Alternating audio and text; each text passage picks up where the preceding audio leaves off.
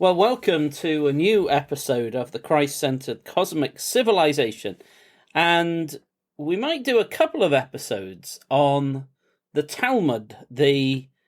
It's a written documents that claim to be a compilation of an earlier oral tradition within Judaism. Now, why we'll find out exactly what we mean by these terms in a moment. But the reason we want to examine this is because one of our obsessions is understanding the Old Testament the way it was originally intended to be understood. And we believe that is in a Trinitarian way, focused on Christ, God the Son, God the Word, the second God, as Philo would call him. So that the whole of the Old Testament is centered on Jesus Christ, and Jesus himself says that in John 5 and John 8. He just says, like, Moses is just writing about me. So he's like, I'm the centerpiece of the law, and the law presents him as this great high priest, the divine priest, and the divine sacrifice, the anointed one. The concept of being the anointed one comes out of the law, where the high priest is bathed really in buckets of oil at his ordination, and sacrifices too are covered in oil and so on. So all the understanding of Messiah, anointed one, comes out of the law, and then the prophets are exegeting the law. And we agree with the early church leaders that what we call the Old Testament is completely Trinitarian, completely centered on Jesus, and was intended to be that. With the original authors had that intention, that understanding of theology, of truth, and that the correct interpretation is that. Now, I say all that because there is a tradition within Christianity, and this is something we were going to explore, that would say, well, the way we should understand the Old Testament is not so much depend on Jesus, the apostles, the early church leaders, but rather here are things like the Talmud and the claims of Judaism, and like, what is Judaism in this sense? When does that come into existence? That concept of this thing. So, and that does not think the Old Testament is Trinitarian, centered on Jesus Christ, and so on. And yet, it is referenced surprisingly often in Christian commentaries. I mean, really often, and as we go on, we'll cite some examples of this, and that are so common in modern Christian culture, where people just take it to be literally from the Bible, but it isn't from the Bible. There's no reference to some things that are just commonly believed, and sometimes even translators translate the Bible in a way that isn't an accurate translation of what's actually written, but they translate it according to what the Talmud claims is true. And that's, you might say that, well, that can't be, that cannot be.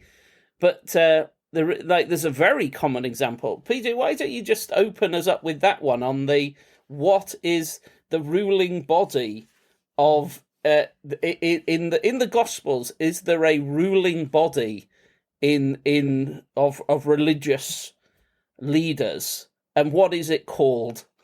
Yeah, so in a lot of translations of scriptures, you'll get this impression that there is a legislative body called the Sanhedrin. Sanhedrin, yeah, that is mentioned in the Talmud, and so they say that's got to be it. But the Greek word we get is synodrion, which just means council. And so if any other group have a council, in Acts especially, we see that word, synodrion. Like synod. And like Yeah. the Church of England has a synod where you call together like a ruling body. So it's just, there is something called a synod, and there are all kinds of synods in the New Testament. Yeah. But they're not permanent. They're not constitutional. They don't legislate.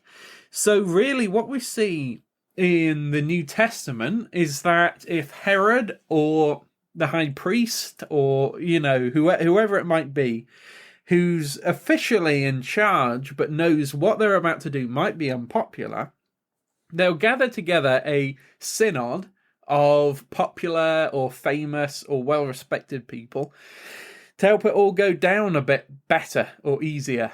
And so that just seems to be it. So actually the buck stops with the king or the high priest or the governor. And that's it. He's in charge. He gets to say whatever he wants to say. He gets to pass whatever laws he wants to pass. But you get all this rioting, and the Bible mentions a lot of that going on, that the Jews often did riot if they didn't like what the legislator said. But it is monarchical. It is inherited from father to son as well. So the structure is monarchy, and there are constitutionally appointed people. But often nowadays, people think, no, it was actually ruled by the Sanhedrin. Yeah. And people just say that confidently. But that isn't in the Bible. That's from the Talmud. Yeah. And it's all ad hoc in the New Testament. He's like, I'm going to do this. There's councils that happen. Right. Yeah. Now then, well, let's get into then what is the Talmud. Let's take this slowly, because you often, if you're used to reading commentaries, and sometimes even Bible translations reference Talmud in the bottom, and commentaries. I mean, a guy who I like a lot generally, John Gill, and he's a sort of 18th century Bible commentator. I like him, but he does this a lot, references rabbinic Judaism and Talmud references. And even from when I was little, I always thought, I wonder why he does that. What is that about? And only much later did I really come to understand what that is. Because it seems strange to me that Christian commentators would look at what a different religion thinks about Christian texts. Because I'd be quite nervous of using Islamic sources to understand the New Testament or the Old Testament, even though Muslims do have lots to say about the Old Testament and the New Testament. But it's very rare for commentators to reference Muslim books about the Old Testament and the New Testament. But it's very common, certainly in some circles, for them to do that, look at this totally different religion, Judaism, and say, what do they think about the Christian texts of the Old Testament and the New Testament? So first of all, what is it? What is the Talmud? First of all, let's deal with what is its claimed history. What does it... First of all, what is it? Let's define what it is, what's at the core of it, things like that. Right, so it's composed of two main parts. Sometimes it'll have more divisions, but there's two main bits they talk about. One is the Mishnah, the other is the Gemara. So the Mishnah claims to be a collection of oral traditions that may go back to 800 BC, they say. And then a guy compiles it probably around 200 AD, they think. But they often dispute exactly the time it's supposed to happen. So that's the idea of it, is a guy in 200 AD thinks there's all these oral traditions you need in order to understand the Bible. So you've got to go to this source of oral tradition first, then you can understand the Bible. And then he thinks after the fall of Jerusalem, we're losing all these oral traditions. That will mean the Bible is lost forever, in terms of it being properly understood. So I've got to write down all these oral traditions I can, and that's the Mishnah. That's the basic idea. And again, you'll see people tell the story differently and in quite crucial ways but that's the general gist of what you tend to see of what the Mishnah is. And then you got the Gemara, which is people commenting on that from later centuries and things. And then you get other things like the tractates and things that get added on sometimes. But okay, so what we're essentially dealing with then, the claim is that there is 1,000 years of oral tradition about the meaning of the Hebrew scriptures, running from, say, 800 BC through to 200 AD, something like that. The 1,000 years of collected interpretation of the Hebrew scriptures. And then that is collected into a written document. Well, not quite. It is more complicated than that. So even the claim isn't that. Yeah, right? So the claim is that he codifies all the orality into a single oral text, which then is repeated until 600 AD. And then it's written down. Yeah. Okay, so let's take this in stages. So there's 1,000 years of disparate oral traditions. Then a dude in 200 AD, this is the claim, says, oh, wow, there's 1,000 years of all kinds of disparate oral traditions here, which as... if Jewish people are becoming dispersed around the world, that is under threat, this body of oral material. So then he collects the oral material and produces like a definitive, in his mind, this is the claim, oral tradition that's a compilation. Then that carries on as an oral tradition for maybe another 400 years or something. And then... or 300 years or whatever. And then the claim is that then is collected into a written form, maybe 550 AD sort of time, is it? Yeah. By Ravina and Ravashi. That's what I've heard. Yeah. So they, it gets... all these figures and everything, you get a lot of debates about who exactly does what. But yeah, I think that's the most common attributions. So they tend to say the guy who compiles it all in 200 AD is called Judah Hanazi. But recently that's been questioned. Quite interestingly, there's a very fascinating PhD by Jeremy Zalman Tabik. So I guess he's Dr. Jeremy now. So this was only last year he wrote this, but showing how that traditional attribution cannot be true, and lots of the stuff that seems to be attributed to this guy who's supposed to live in 200 AD really makes much more sense for the 4th or even 5th centuries AD. So that's even the oral compilation stuff. But so I guess we shouldn't get into that too much. Can you give any of his argument of why it cannot be from 200 AD? His main thing is quite interesting in that it's patristic.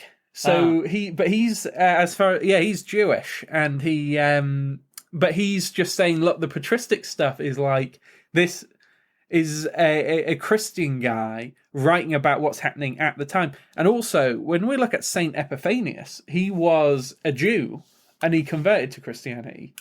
And he talks to a lot of other Jews, like St. Joseph of Tiberias. And St. Joseph had been a Jew until deep in his adulthood. Really, he only converted to Christianity as an old man, but he becomes an amazing Christian. But so when people write off like, oh, Christians won't really have understood what's going on, that is obviously difficult for St. Epiphanius because he had been a Jew.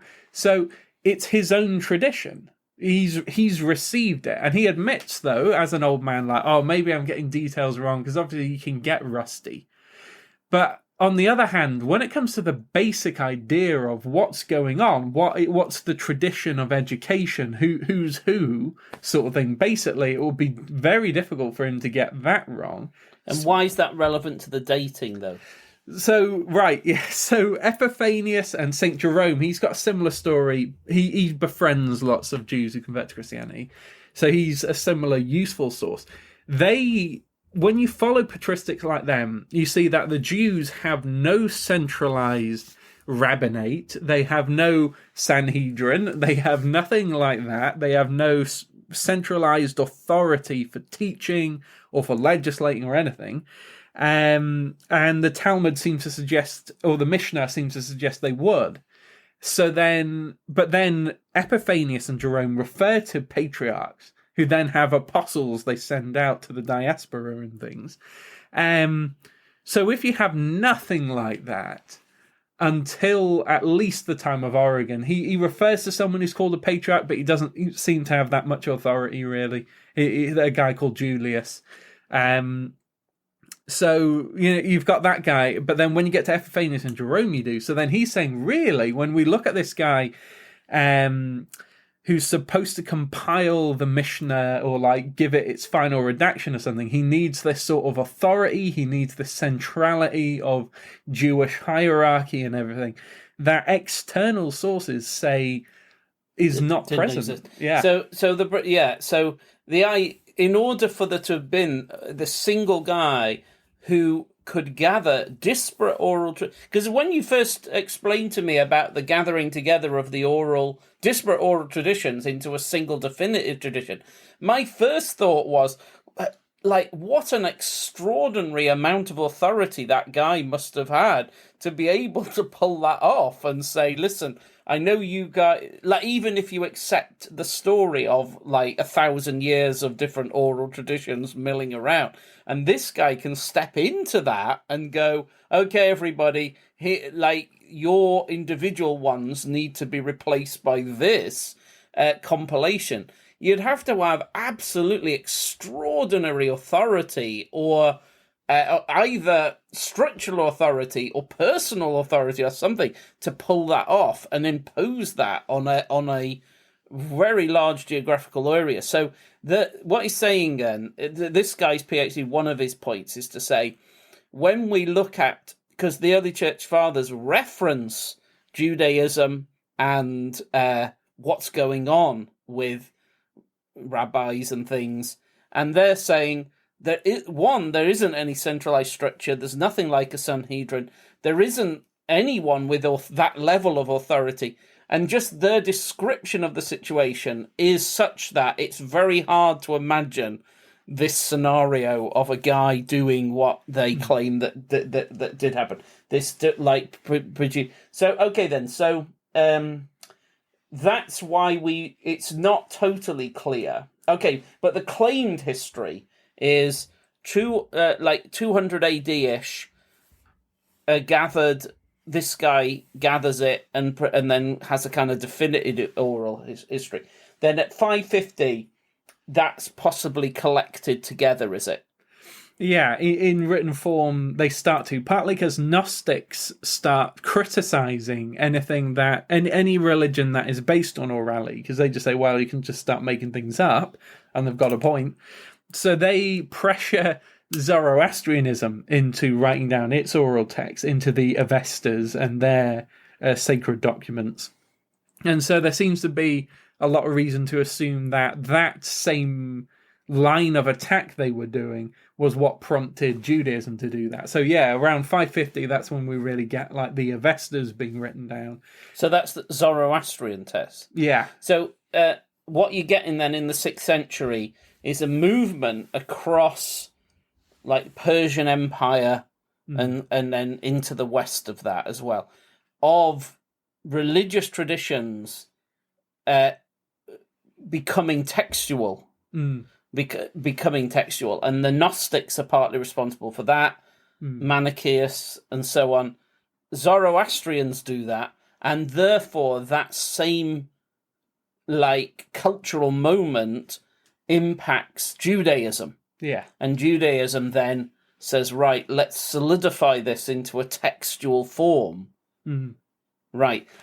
And they say the reason they had failed to do that previously is because supposedly Rabbinic Judaism had a ban on writing down anything that wasn't scripture. And they claim the Pharisees did that, but we know they obviously didn't, because Saints Philo and Josephus were Pharisees, and they've written stuff. So we just have Pharisaic stuff to read. So we know that isn't true. But there is reason to believe that later on, the rabbinic, so we have to divide between Pharisees and Rabbinists. So some people don't, if they believe in the Talmud, they think, well, the Rabbinists keep the Pharisaic spirit going more or less perfectly. But that clearly shows that's not true, and there's several other important differences.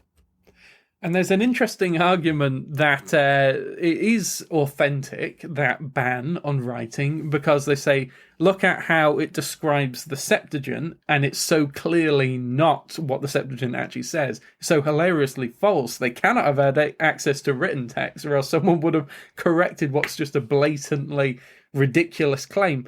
So there's things like that go on. But then you think, well, if the Pharisees actually did write things down, and then they've lost track of the oral traditions representing the truth by the time they've written down the Talmuds, then there must have been enough time for really significant corruption. So if Josephus, he's writing in the end of the 1st century, and then there's still people writing some things down that are Pharisees in the Jewish revolt in the 2nd century, there has to be a much longer time than just the mid 2nd century AD to 200 AD till we see that amount of corruption of the authentic tradition. So, like, with the Septuagint example, it just says here's a list of like a dozen things the Septuagint says that the Hebrew Bible doesn't, and they do, and then they talk about it, and none of them are in the Septuagint. It's crazy that they didn't check it. So that shows obviously they couldn't have done, or else they would have done. But there has to have been longer than just 50 years for that to happen. So that's quite a key thing for saying there was a process of redaction between the the Mishnah being created as an orality and it finally being published, or else they'd never let things like that through, really. Okay, so the idea here is that there are two traditions of Judaism. Like, Pharisaical Judaism was happy with written texts, and then they would have had the Septuagint and reading the Septuagint and writings of Josephus, Philo, all that kind of stuff. So for them, you couldn't say false things about the Septuagint because they just had it to read, and we know that's going on right into the 2nd century. But then you can't, like, when we look at this Mishnah, it says things about written texts, like the Septuagint especially, that are crazy mistaken. So that if people had recently been reading the Septuagint, they know that isn't true. So that actually, to say that there's this compiled, definitive compilation of things as early as, say, 200 or 220, it's hard to account for that, because you'd really need hundreds of years of people not consulting texts to be able to get like this, because what is said about the Septuagint is just crazily wrong. So you'd think, well, that could you get that level of cultural amnesia in just, say, 50 years or 70 years?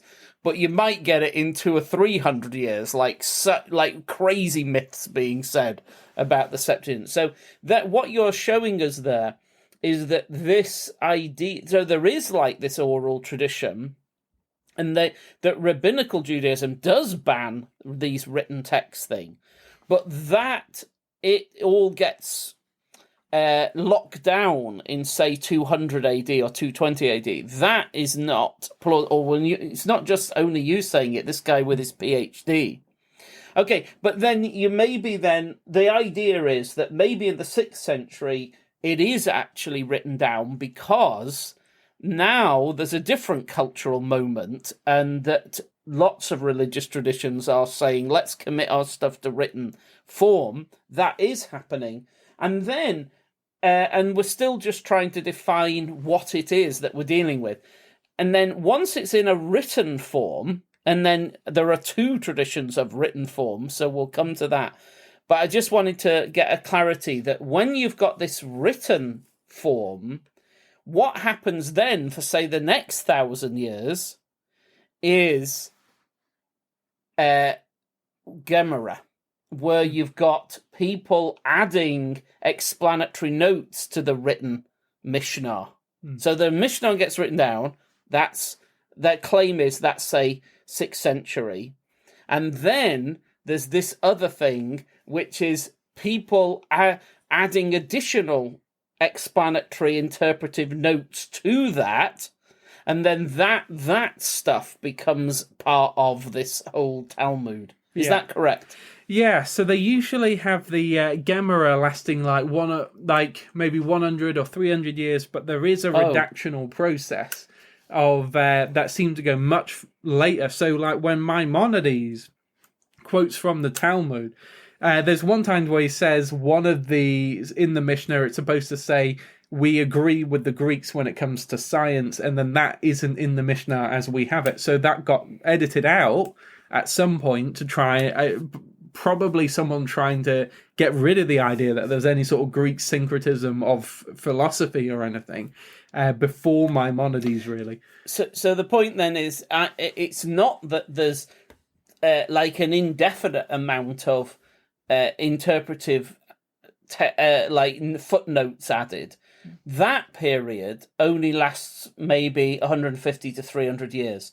And then the whole thing's locked down, the idea is. Yeah. So by maybe 800 or something, it's kind of locked down, and that is the Talmud. Yeah. It's the oral tradition locked into a written form, and then a period of extra explanatory notes being added, 150 to 300 years of that. Then the idea is that's locked down, and that's the Talmud that stays set and fixed, and that is handed down and becomes really the core of Judaism. Talmud, isn't it? Then, so that what Judaism is not directly formed by, say, the ancient Hebrew scriptures. What it's really formed by, and the wiki page says this, that the Talmud is actually the center of Judaism, that it's this set of oral traditions that are then put into a written form, that are then interpreted and explained and filtered and so on. And that text then is... So it's not directly the Hebrew scriptures. It's this kind of ancillary collection of texts that are supposed to be related to the scriptures. Because if we remember, this is important, and maybe we'll let's deal with this as at the end of this, for the end of this episode, is this idea that what it's supposed to have been, because what are all these oral traditions? Like, that are supposed to have been floating around from 800 BC through to 200 AD or whatever. Is the idea that the Hebrew scriptures cannot be understood alone, but require this additional, like, body of oral traditions that make sense of the written Hebrew text of the Bible? And it's like, so it's effectively a kind of, like not exactly a commentary, is it? But it's like something that is supposed to give the correct understanding of the Hebrew. So they call the concept like the Oral Torah, and there are like one that like sort of helpful look at seeing exactly how it works. There are Jews that reject it. We'll have to talk about them later because that will be very complicated. But they're called Karaites, and they, when it comes to this one passage in the Law of Moses, it says, "Thou shalt not boil a kid in its mother's milk." And so the rabbinists say, what has been not included in the text, but is remembered through oral tradition, is that Canaanites believed by mixing milk and meat you would gain spiritual power. And so Moses bans that because it's sort of idolatry. But Karaites say, It's just because it's disrespectful to boil something in something that the mum gave to give it life. So it's disrespectful to the animal. You shouldn't be disrespectful to the animal. So don't do that. So they say you can eat a cheeseburger, Karaites, and Ethiopian Jews, who were called Haymanot Jews. They also have that interpretation. They say you can have cheeseburgers just fine and everything. It's like, but if you deliberately got cheese made from the mum's milk and everything, it's like that would be disrespectful. And so that's it. So they're the other group who say you don't use the Oral Torah. They say you just try and understand it in the Bible, and you think, well, here's a load of laws Moses has about respecting animals. It's probably just about that. Whereas in the Oral Torah idea of rabbinism, it's like, no, there's a secret thing that was understood to Moses' audience, but isn't clear to us now, but we've preserved it. Therefore, you need to listen to us before you read the Bible, or else you don't understand the verse. Right, so that is the key thing to end this episode with, this idea that, like, because you often hear Christian commentators saying, oh, in order to understand that, you have to know this, like, fable, or this kind, you have to know, like, the Canaanites did this, or the Egyptian magicians did this, or there's, and they'll have these, like, background stories that then the idea is, you have to know this background story or this additional thing, and then that changes the way you're going to read that thing in that idea that there's this kind, that the Bible doesn't basically give you what you need to know to understand it, but that there's all these myths and fables that are additional to it and been preserved in oral tradition. That is what is necessary to understand the Bible. That is a really important thing for us to grasp, that this notion of a Talmud that is a body of material that people think is necessary as an additional revelation alongside the Bible, that is a problem.